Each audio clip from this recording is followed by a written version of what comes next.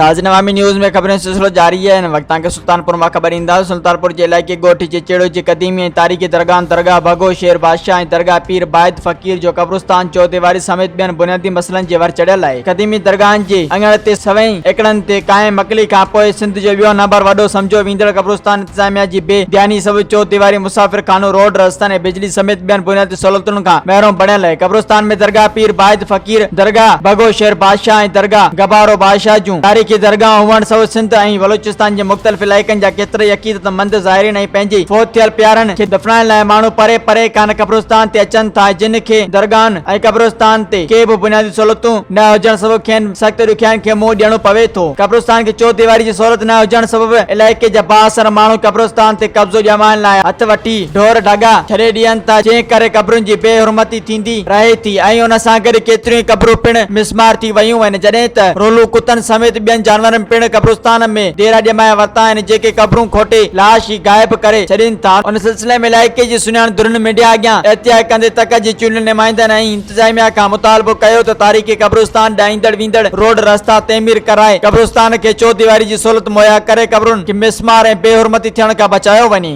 मज़ीद खबरों और तफसीलात के लिए विजिट करें हमारी वेबसाइट www.awamiNewsHD.com।